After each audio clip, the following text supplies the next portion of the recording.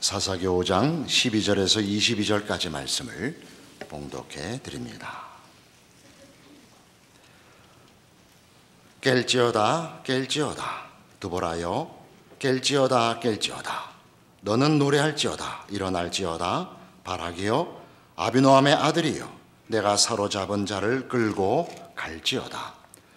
그때에 남은 귀인과 백성이 내려왔고 여호와께서 나를 위하여 용사를 치시려고 내려오셨도다. 에브라임에게서 나온 자들은 아말렉에 뿌리 박힌 자들이요 베냐민은 백성들 중에서 너를 따르는 자들이요 마길에게서는 명령하는 자들이 내려왔고 스불론에게서는 대장군의 지팡이를 잡은 자들이 내려왔도다. 이사갈의 방백들이 드보라와 함께하니 이사갈과 같이 바락도 그의 뒤를 따라 골짜기로 달려 내려가니 루벤 시냇가에서 큰 결심이 있었도다. 내가 양의 우리 가운데 앉아서 목자의 피리 부는 소리를 들음은 어찌 됨이냐? 루벤 시냇가에서 큰 결심이 있었도다. 길르앗은 요단강 저쪽에 거주하며 다는 배에 머무름이 어찌 됨이냐? 아셀은 해변에 앉으며 자기 항만에 거주하도다. 스불론은 죽음을 무릅쓰고 목숨을 아끼지 아니한 백성이요 납달리도 들의 높은 곳에서 그러하도다. 왕들이 와서 싸울 때에 가나안 왕들이 무깃도 물가 다낙에서 싸웠으나 은을 탈취하지 못하였도다. 별들이 하늘에서부터 싸우되 그들이 다니는 길에서 시스라와 싸웠도다. 기손강은 그 무리를 표류시켰으니 이 기손강은 옛 강이라. 내 영혼아 내가 힘있는 자를 밟았도다. 그때에 군마가 빨리 달리니 말굽소리가 땅을 울리도다. 드보라는 하나님이 이스라엘에게 주신 승리를 노래합니다.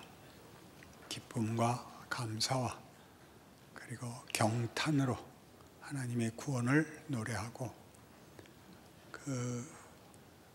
전쟁에 하나님이 개입하사 어떻게 시스라를 쳐 부수었는가를 여기 자세히 소개하고 있습니다.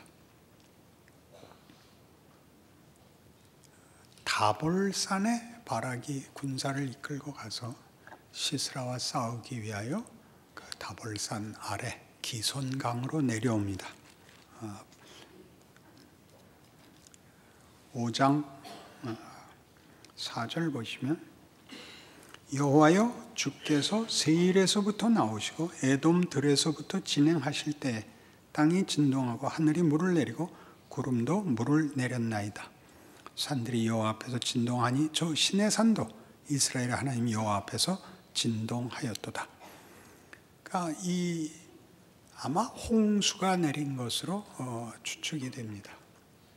그래서 철병거를 가지고 있는 이 시스라의 군대는 그 바퀴가 진흙탕에 빠져서 맥을 못 쓰고 그래서 시스라는 나중에 보듯이 이제 도보로 도망을 갑니다. 그런 일들을 뒤에 19절 보시면 왕들이 와서 싸울 때 가나안 왕들이 무깃도 물가 다낙에서 싸웠으나 은을 탈취하지 못하였도다. 별들이 하늘에서부터 싸우되 그들이 다니는 길에서 시스라와 싸웠도다. 기손강은 그 무리를 표류시켰으니 이 기손강은 옛 강이라. 내 영혼아 내가 힘있는 자를 밟았도다. 그러니까 별들이 하늘에서부터 시스라와 싸웁니다. 그리고 기손강은 그 무리를 표류시킵니다. 그러니까 이 홍수와 그리하여 벌어진 전투의 결과가 초월적인 어떤 힘의 간섭이 있었다라고 표현하는 구절들입니다. 23절에 나오는 여호와의 사자의 말씀에 메로스를 저주하라 하는 것은 메로스는 그 중북부 지방의 한 성읍인데 이제 눈치를 보고 그 전쟁에 끼어들질 않습니다. 잘못했다가 그 야빈 왕 쪽이 승리를 하는 날에는 보복을 당할까 봐 끼어들지 않고 방관하고 있어서 여기 저주하라가 등장을 합니다. 이런 일들은 이제 참 신나는 일이죠.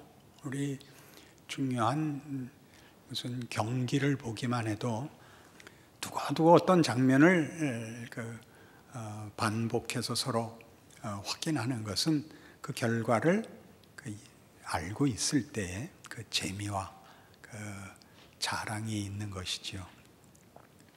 축구 경기나 야구 경기에서 있었던 어떤 실수나 혹은 어떤 기가 막힌 반전 같은 것들, 그 세밀한 장면들을 이렇게 나열해서 그 승리를 깊이 즐기는 것입니다. 지금 드보라는 그러고 있습니다. 그러나 이 노래 속에는 묘한 민망함이 있습니다. 그 민망함은 그 수치와 부끄러움 같은 것으로 같이 들어있는데 자세히 보지 않으면 보이지 않습니다. 24절 보시면 야엘, 그 가장 중요한 공을 세운 야엘을, 겐사람 헤벨의 아내 야엘은 다른 여인들보다 복을 받을 것이니 장막에 있는 여인들보다 더욱 복을 받을 것이로다, 이렇게 나옵니다. 그는 시스라를 죽이죠. 자기 손으로 장막 말뚝을 관자놀이에 박아, 말하자면 머리통을 부수는 건데 참혹한 일입니다. 여자가 할 일은 더더욱 아닙니다. 사납고 용맹한 남자들이 해야 할 일을 야엘이 했습니다. 지난주에 확인한 바와 같이 이 랍비돗의 아내 드보라, 헤벨의 아내 야엘, 이렇게 소개함으로써 랍비돗은 뭐하고 있냐, 헤벨은 뭐하고 있냐, 그렇게 성경의 표현들에 갖는 깊은 어떤 질문을 우리 나누어 썼습니다. 여자는 그 24절에 있는 것 같이 장막 안에 보호를 받아야 하는 자들입니다. 그렇지 않습니까? 그런데 그 보호를 받아야 할 그 힘의 보호 속에 있어야 될 사람들이 나와서 나라를 구해야 합니다. 그러니까 여기에 이제 말하자면 비명이 있습니다. 하나님의 구원은 놀랍지만 그렇게 하실 수 있는 하나님이 왜 우리 여인들의 손에 피를 묻히시는가? 그런 비명이 여기 있습니다. 그러니까 이 노래는 따지고 보면 제1차적으로는 남자들에겐 수치입니다. 그건 다만 남자들의 수치가 아니라 훨씬 크게 가부장적 제도로 운영되는 세계의 폭력성을 부끄럽게 만드는 겁니다. 힘으로 질서를, 균형을 유지하고 보존하는 그 힘의 헛됨을, 그 무력함을 또는 그 불공평함을 고발하고 있는 것입니다. 그러니까 이런 고발은 다만 정치를 잘못했다, 판단을 잘못했다, 이런 문제가 아니라 역사 내내 인류에게 주어진 이런 질문, 인문학적 공헌에 의하면 인간의 정체성과 운명을 묻는 보편적인 그리고 거대한 질문을 상기시키는 것입니다. 가부장적 제도가 가진 그 힘이 혹은 질서가, 그 책임이 마땅히 보호해야 할 것들을 보호하지 못하고 있는 것이 현실입니다. 역사 내내 증언되고 있는 현실입니다. 그 질문을 다시 꺼냅니다. 그 질문의 진정한 답은 여호와라고 얘기를 합니다. 그러나 여호와가 답이다 하는 것을 쉽게 성경을 전부 교훈적으로 그리고 해결로 읽어서 성급하게 교훈과 해결로 가시면 이것이 대단히 간단하고 단순한 구호나 그냥 표명에 불과해집니다. 그렇게 사는 것, 그것이 역사에 어떻게 구체적으로 반복되어 도전이 되고 현실이 되어 우리 인생에 다시 한번 확인되는가 하는 구체적인 실존이 자꾸만 외면됩니다. 그러니까 이 드보라 사건은 교훈을 위하여 기록되어 있는 것이 아니라 역사성을 위해서 기록되어 있습니다. 이런 일이 있었다. 사사기는 전혀 교훈을 목적하고 있지 않습니다. 무슨 이스라엘 역사가 그래서 이런 경험들을 통하여 진전했다는 얘기도 없고, 그리고 이러면 안 된다라는 무슨 반성이나 참회가 없습니다. 무섭도록 냉정하게 사실을 기록함으로써 이것은 역사다 그럽니다. 이것은 사실이다. 네가 어떻게 듣든 그건 2차적인 문제다. 그렇게 말하는 것이 사사기입니다. 조심해야 됩니다. 그러니까 역사란 무엇이냐? 제가 이렇게 말을 만들었습니다. 우리 각각의 나라는 존재가 전후의 문목 속에 있는 인류라는 이름의 가치와 운명을 나누는 것, 그게 역사입니다. 말 표현이 어렵죠. 센 걸 압축을 하려고 그러니까 그렇게 됐습니다. 내가 그 운명 속에 있고 내가 그 운명의 부분을 책임집니다. 못 알아들어도 괜찮습니다. 여러분 이제 끝에 가면 무슨 말인지 알게끔 됩니다. 그러니까 역사라는 것은 교훈을 얻어내는 것보다 더 중요하게 하나님이 우리에게 무엇을 경험시키고 확인시킵니다. 인류 보편적 질문과 그 답을 구체적으로 경험케 하는 것입니다. 그러니까 역사는 개념과 정의를 만듭니다. 개념과 정의가 어렵죠. 단어를 만듭니다. 단어. 그러니까 우리가 6.25를 겪고 나서야 국력이 필요하다는 걸 압니다. 그리고 국력은 국방력인데 국방력은 경제력을 필요로 한다는 걸 알게 됐습니다. 그러니까 박정희 정권은 이게 평생 어느 나라에 붙어서 자기 나라 운명을 안전을 보장받을 수는 없다는 걸 안 사람입니다. 그러니까 경제를 발전시켜서 국력을 키우지 않으면 안 된다에 매달린 사람이죠. 그러니까 뒤에 와서 박 대통령 이렇게 부르는 사람과 박정희 이러는 사람 둘로 나뉘는데 그건 그 다음 얘기입니다. 그건 그 다음 얘기고 그때는 굶어 죽는 걸 면해야 되고 국력을 가져서 얕보이지 않아야 된다는 시절이었습니다. 역사입니다. 그래서 뭘 만들었다고요? 개념과 정의, 단어를 만듭니다.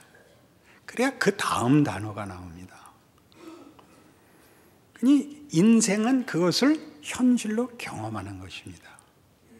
역사에 만들어진 그 시대의 사건들로, 시간으로, 그때 경험한 일들로 인하여 개념이 생기고 단어가 생겨서 후손들에게는 그 단어 때문에 자기 전 시대의 역사적 유산을 정리를 하여 자기네 시대를 덧붙일 수 있게 됩니다. 그것이 없으면 잊혀진 역사, 연속성이 끊긴 역사가 되는 것입니다. 그러니까 이런 차원에서 역사를 이렇게 말한 김수영 시인이 있는데 거대한 뿌리라는 그의 시에 1964년에 쓴 시에 이런 것이 있습니다. 나는 버드 비숍과 연애하는 중이다. 나는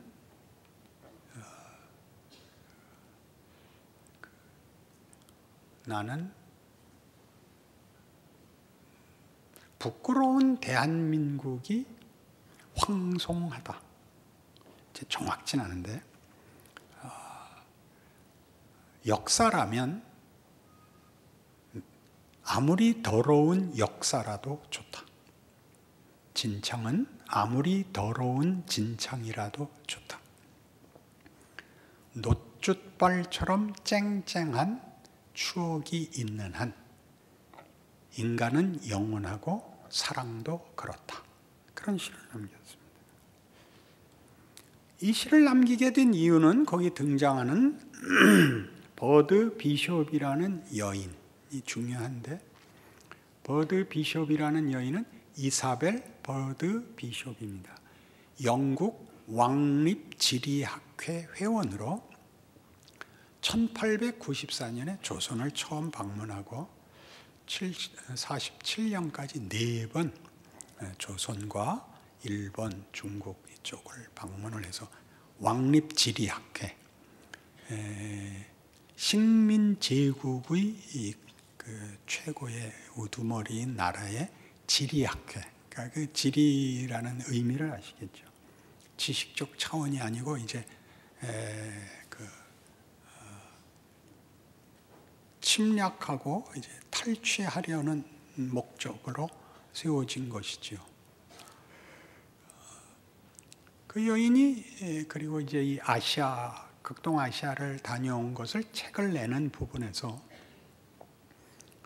조선은 언급을 하려고만 해도 무섭다, 겁이 난다, 그러니까 구역질이 난다 이런 표현을 쓴 걸 이제 만납니다. 김수영 시인은 이제 당시에 우리 일제 강점기와 6.25를 겪고 나서 서구의 세력 앞에서 이제 다들 진보주의자가 됩니다. 당연히 그때 진보라는 것은 이념 싸움이 아니라 이제 무지몽매한 나라를 빨리 깨우쳐서 선진화해서 열강의 꼬리에 가서 붙어야 되는, 그래서 더 이상 피해를 보지 않는 나라가 되자는 일이었고, 그러니까 모든 지식인은 다 진보였습니다. 지금은 훨씬 정치성이 강한 것이었고 당시는 현실이었습니다. 그러니까 이제 그 고명섭 씨 쓴 지식의 발견이라는 책에 고명섭 씨는 이 문제를 이제 언급을 하면서 제국주의의 압도적 시선 아래서 자기 정체성을, 역사를 부정할 수도 없고 그 역사를 통째로 긍정할 수도 없는 딜레마를 아는 김수영, 이렇게 풉니다. 기가 막히죠? 근데 어떻게 하기로 했어요? 부정하기로 했습니까? 긍정하기로 했습니까? 긍정하기로 하죠. 왜요? 선택의 문제가 아니거든요. 눈을 쌍꺼풀 수술을 하고 머리를 노랗게 물들여도 한국 사람인 겁니다. 여기 기가 막힌 역사 이해가 있어야 됩니다. 역사에서 중심부에 서는 것과 주변부에 서는 것을 우리가 정하지 않습니다. 여러분이 아무리 서구인들보다 더 문명화되고 또 전문적인 지식을 가져도 서구인이 되지 않습니다. 그건 하나님이 보내신 정체성을 벗어날 수가 없습니다. 한국인 치고는 잘났어, 이렇게 말은 들어도 그건 늘 쫓아다니는 것입니다. 이 이해가 없으면 하나님이 일하시는 방법을 하나도 모르게 됩니다. 역사를 알아야 오늘을 살 수 있고 오늘의 책임을 질 수 있습니다. 인문학이 밝힌 것처럼 우리 사사기를 하면서 확인한 대로 인문학은 역사와 문학과 철학에서 인류가 결국 이 질문 앞에 섰다는 걸 발견했다고 했습니다. 정체성과 운명을 묻는데 그 답을 낼 수는 없다는 걸 알아서 인문학이 내린 텍스트는 뭐라 그랬습니까? 공포다 그랬습니다. 공포입니다.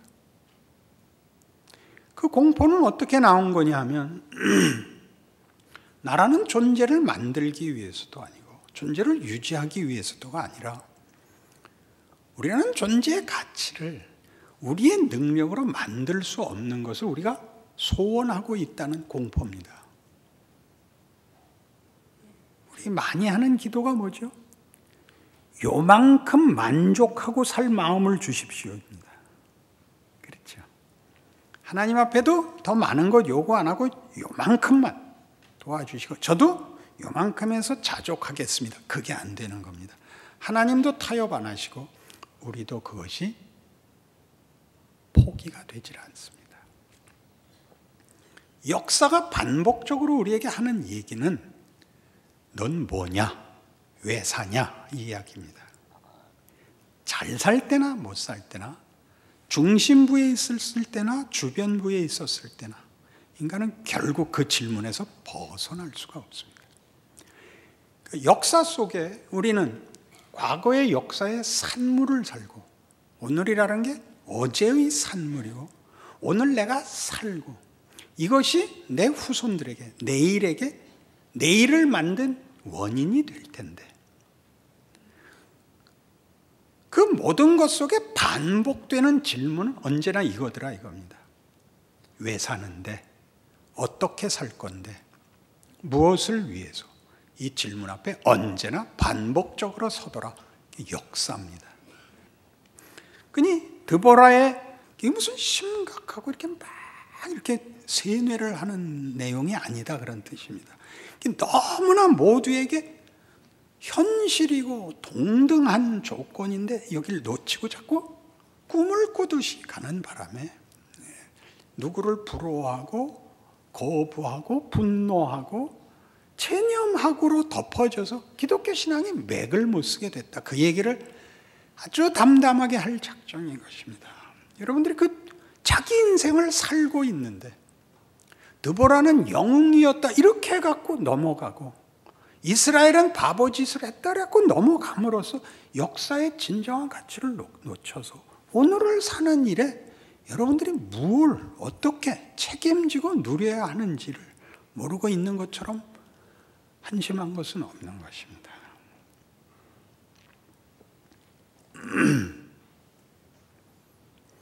그 드보라가 지금 직면한 사건이 뭐냐 하면 우리 본문에서 나오는 것 같이 이제 시스라의 어머니가 야, 왜 아들이 늦냐? 왜 그의 병고가 보이지 않냐? 그러니까 시녀들이 답합니다.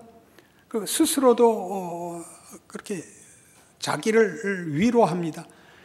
이겼으면 노량물을 얻어서 즐기고 있지 않겠느냐? 채색 옷을 빼앗아서 처녀들에게 입혀가지고 놀이개들을 희롱하고 있지 않았겠느냐? 이런 말은 왜 여기 등장하죠?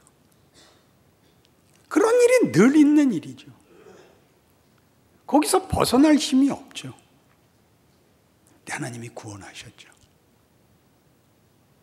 그럼 놀이개의 운명을 벗어나게 해준 건 하나님인데 그 일은 늘 봐왔던 현실에서 반복되는 비극입니다. 그래서 하나님이 구원을 하십니다. 놀이개의 자리에서 여인들을 구하고 어린이를 구해야 되는 것은 가부장적 제도의 세상에서 힘과 책임을 가진 남자들의 몫인데 남자가 못하고 세상이 못합니다. 하나님만이 하시는데 그때 하나님이 이 일을 원래 우리가 기대했던 세상에서의 힘의 논리, 책임의 지위에다가 시키지 않고 거꾸로 다른 이들, 거기에 피보호자가 보호자로 나타나는 반전의 모습을 그림으로써 그 승리가 극적인 것이 아니라 우리가 갖고 있는 세상에서의 우리가 보는 현실이 잘못됐다는 걸 보입니다. 하나님의 통치와 다른 다른 운명 속에, 정황 속에 있다는 것을 드러내 줍니다.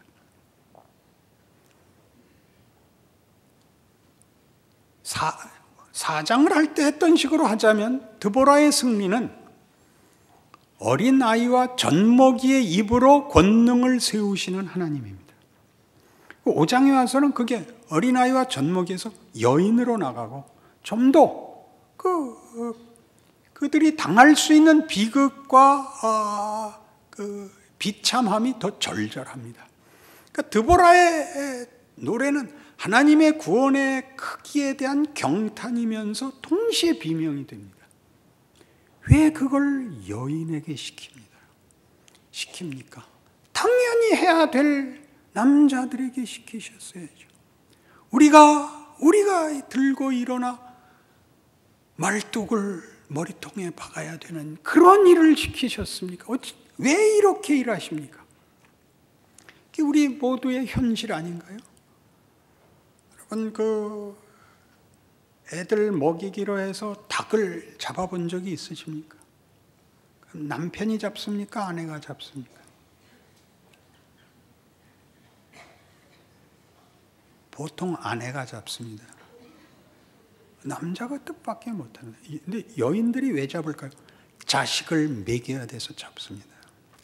그리고 돌아서서 화가 나죠. 남자가 돼갖고 말이야. 돈이나 벌어다 주면 다야. 닭을 사왔으면 잘라야지. 그래야 삶을 거 아니야.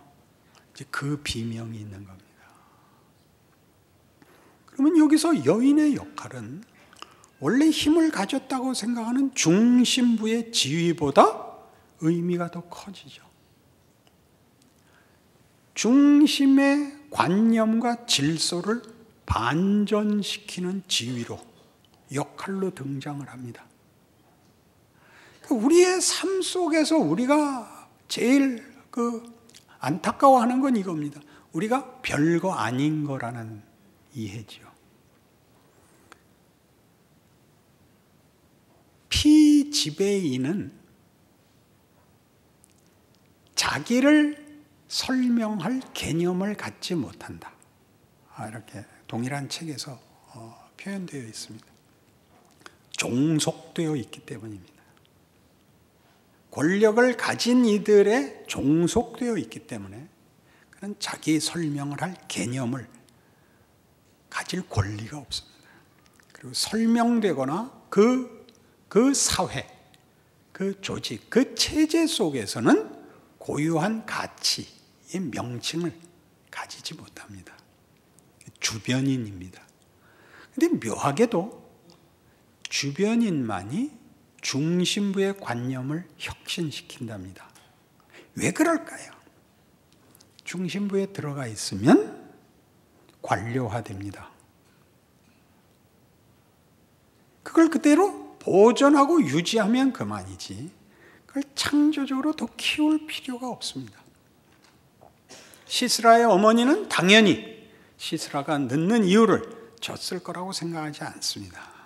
당연히 탈취물을 갖고 놀다가 늦는 줄 알고 있습니다. 그 아들은 이미 죽었는데. 기가 막힌 증언들이죠.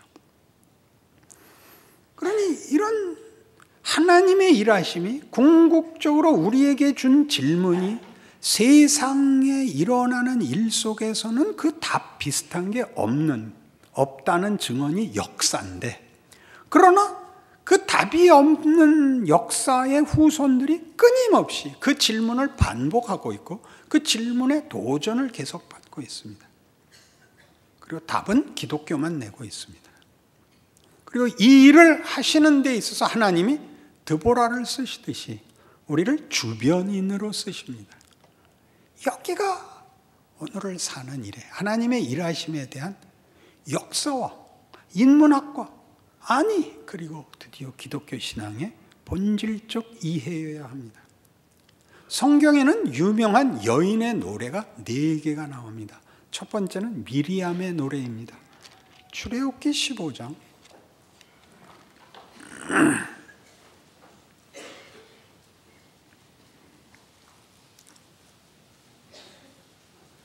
출애굽기 15장에서 1절부터는 모세와 이스라엘 자손이 이제 홍해를 건너고 애굽 군대의 멸망을 보면서 하나님 앞에 구원을 노래하는 장면이 나오고 19절 이하에 미리암의 노래가 뒤를 잇습니다. 바로의 말과 병거와 마병이 함께 바다에 들어가며 여호와께서 바닷물을 그들 위에 되돌려 흐르게 하셨으나 이스라엘 자손은 바다 가운데서 마른 땅으로 지나간지라. 아론의 누이 선지자 미리암이 손에 소고를 잡으며 모든 여인도 그를 따라 나오며 소고를 잡고 춤추니 미리암이 그들에게 화답하여 이르되 너희는 여호와를 찬송하라. 그는 높고 영화로우시며 말과 그 탄 자를 바다에 던지셨음이로다. 세상을 깨박을 냈다가 아니라 세상의 폭력을 해결하십니다. 더 큰 권위와 공의와 자비와 긍휼로 세상을 다스리시겠다고 하는 것입니다. 미리암이 노래하고 미리암을 따라 여자들이 나와 소고치며 춤췄다는 의미를 드보라의 노래와 함께 기억해야 되는 겁니다. 그리고 사무엘상에서는 한나가 그 기도를 합니다. 여호와께서 내 기도를 들으셨다. 여인의 기도를 하나님이 들어주는 겁니다. 원래 누가 들어줘야 되는 겁니까? 남편이 들어줘야 됩니다. 남편은 들어주지 못합니다. 하나님이 들어줍니다. 이게 한나의 기도의 중요성입니다. 가장 중요한 것은 오늘 우리 드보라에선 봤으니까 누가복음에 가시면 마리아의 기도와 찬송이 아주 그 절정을 이룹니다.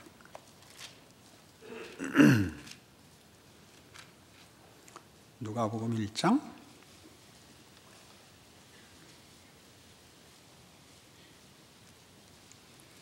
46절입니다. 마리아가 이르되 내 영혼이 주를 찬양하며 내 마음이 하나님 내 구주를 기뻐하였으면 그의 여정의 비천함을 돌보셨습니다. 보라 이제후로는 만세 나를 복이 있다 일컬으리로다. 능하신 이가 큰 일을 내게 행하셨으니 그 이름이 거룩하시며 긍휼하심이 두려워하는 자에게 대대로 이르는도다. 그의 팔로 힘을 보이사 마음의 생각이 교만한 자들을 흩으셨고 권세 있는 자를 그 위에서 내리치셨으며 비천한 자를 높이셨고 줄이는 자를 좋은 곳으로 배불리셨으며 부자는 빈손으로 보내셨도다. 그 종 이스라엘을 도우사 긍휼히 여기시고 기억하시되 우리 조상에게 말씀하신 것과 같이 아브라함과 그 자손에게 영원히 하시리로다. 마리아의 찬송은 이겁니다. 비천한 나를 돌아보았다.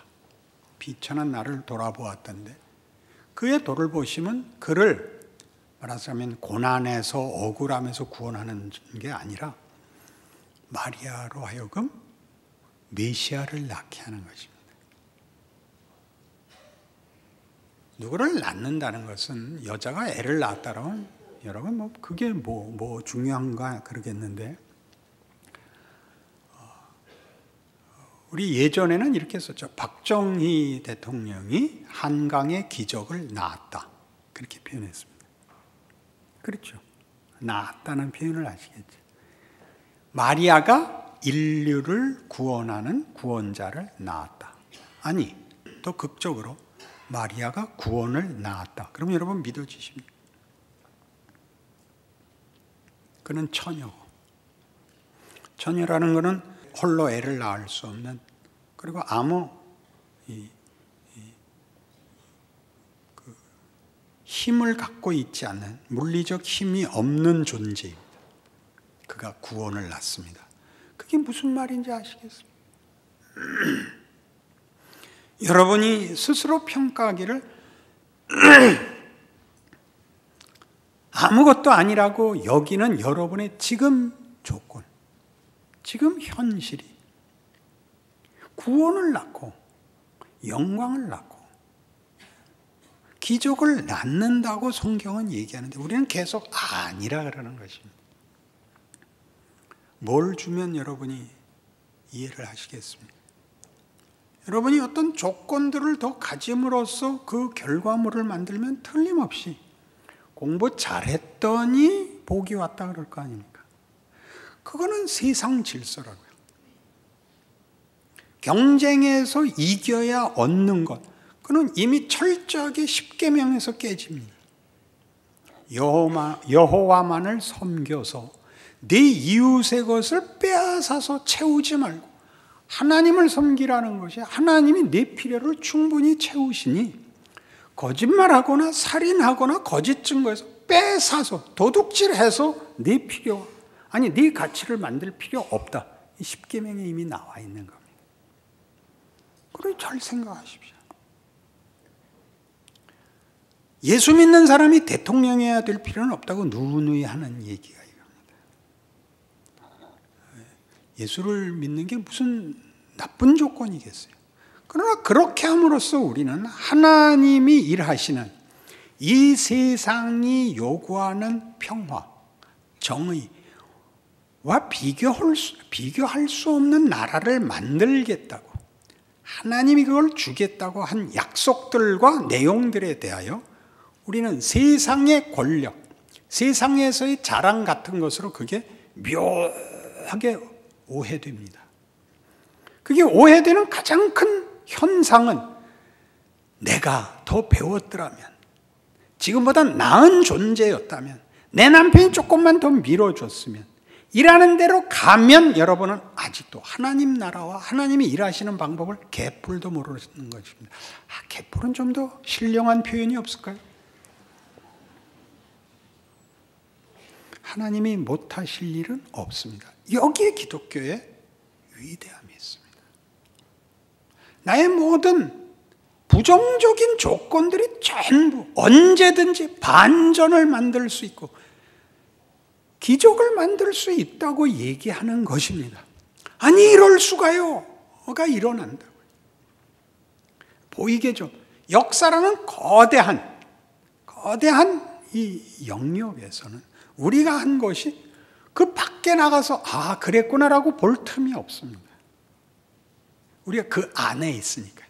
밖에 있지 않고 그 안에 있음으로써 구체적으로 내 존재, 내 역할, 내 인생은 귀한 것이 됩니다. 그 조건에서 하나님의 사람은 어떻게 해야 되는가? 라고 늘 물으십시오.